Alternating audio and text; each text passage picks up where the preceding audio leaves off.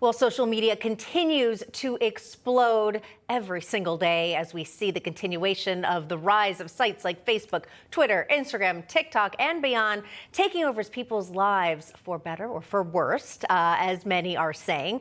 Our next guest is calling for a social media fast for Lent, which starts tomorrow. Yeah, joining us right now, the president of the D.L. Moody Center and the author of Christian Resistance, Learning to Defy the World and Follow Christ. James Stewart, thank you for joining us. So what gave you this idea and why is it important to you? Sure. Well, this is the third year that we've run the Go Dark Shine Bright program. And the first year when we were thinking about this, we really wanted to figure out a way to help to get Christians to pray more. And what we came to was the idea that, you know, Christians don't pray because prayer is in competition with some other things that they may be doing. And those things might include social media, they might include shopping online, they might include any sort of digital engagement, Netflix and chill, any of these entertainment options that are pulling people and Christians away from prayer. And so what we decided to do was challenge Christians to eliminate some of those distractions and really focus in on God's word and prayer during a finite period. Yeah. And so we started the program out at 10 days.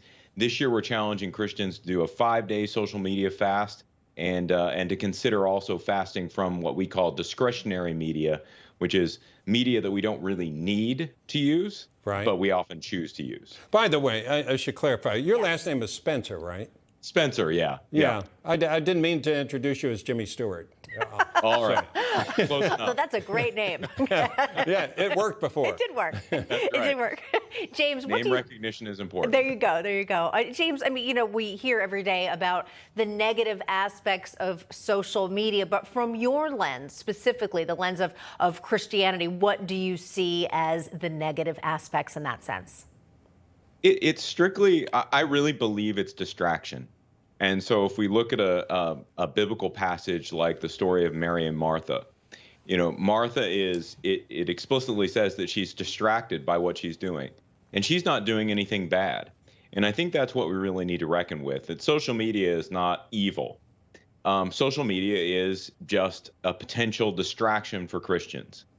And that as we are conformed to the expectations of the world and using it, whether that's just simply by the fact that we have accounts or that we're on them a certain amount of time or that we use them in a particular way, whatever those social conventions are that we are conforming to have the potential to distract us from really serving Christ in the way that we are supposed to. Yeah, and James, so, I'm sorry, I thought you were done there. I don't mean to interrupt you, but I did want to ask you, how do you think the social media these days is changing values? Because I think you're making clear that in and of itself, social media has no power. It's how it's used. Like the internet, you can look up some great things or you can look up terrible things.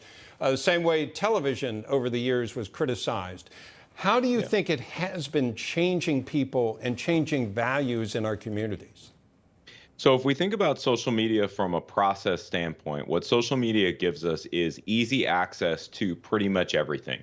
It allows us to communicate easily. It allows us to take in information easily. And what is easy for us is not always what is good for us. And so when information becomes a commodity, when we can go out onto the internet and find whatever we want with little to no effort, we aren't really accounting for the sort of process that we're losing in doing the hard work of figuring out what the truth actually is.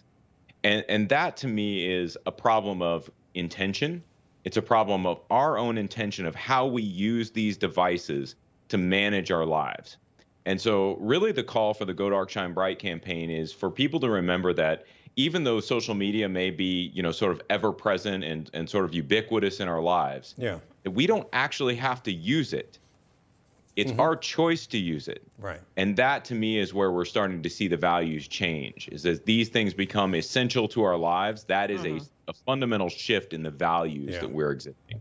All right, James Spencer, really appreciate your joining us, and sorry for the mistake with your name, James Spencer. It is. Okay. Thank you. And